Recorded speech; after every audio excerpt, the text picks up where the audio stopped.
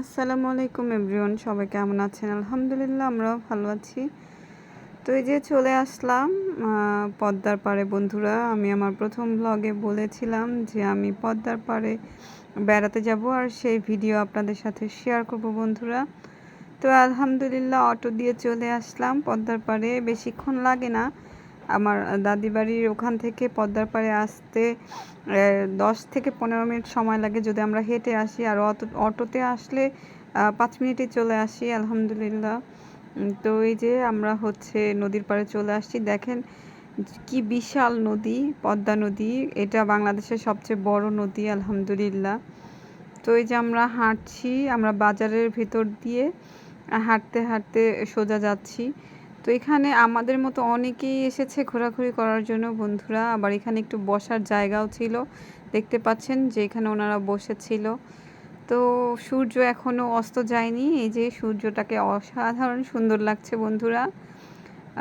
আমরা হাঁটাহাঁটি করার পরে এখানে একটু জায়গা পেলাম বসার জন্য। তো চিন্তা করতেছে যে এখানে একটু বসবো আর আপনাদেরকে এই ভিউটা দেখাবো বন্ধুরা। তো কত সুন্দর লাগছে দেখতেই পাচ্ছেন, অসাধারণ সুন্দর। তারপরে এখান থেকে আমরা হাঁটতে হাঁটতে চলে গেলাম বাদামের যেখানে শুকানো দেওয়া, সেখানে বাদামের গাছের কাছে।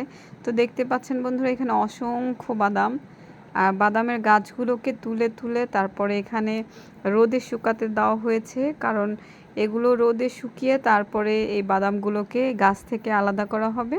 এগুলো কাঁচা বাদাম। কাঁচা বাদামকে শুকিয়ে তারপরে বাজারে বিক্রি করা হয় বন্ধুরা। তো আমার কাছে কিন্তু এই বাদাম গাছটা অসাধারণ লেগেছে আর খুবই ভালো আজকে একটা সময় কাটলো বন্ধুরা।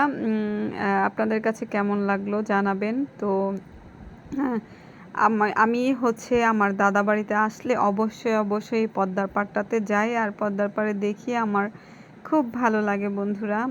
এই নদীর সাথে কেমন জানি আমার একটা গভীর সম্পর্ক, কারণ এই নদীটাকে আমি খুবই ভালোবাসি। এইদিকে তারা বাবা ছেলে মিলে একটু হাঁটাহাঁটি করছিল, আর আমি পাশেই সব ভিডিওগুলো নিচ্ছিলাম আমি একা একাই। তো আমাকে কেমন লাগছে বন্ধুরা সেটাও কিন্তু আপনারা কমেন্ট করে জানাবেন। আর এই আমাদের দাদাবাড়িটা দোহার নবাবগঞ্জ। আপনারা অবশ্যই এটা নাম শুনেছেন অনেকেই। তো এইখানে আমার দাদাবাড়ি। তো আমার ভিডিওটা কেমন লাগলো বন্ধুরা অবশ্যই কমেন্ট করে জানাবেন। আরও নতুন নতুন ভিডিও পেতে আমাদের সাথে থাকুন। ভালো থাকবেন সবাই, সুস্থ থাকবেন। আবার দেখা হবে। আল্লাহ হাফেজ সবাইকে।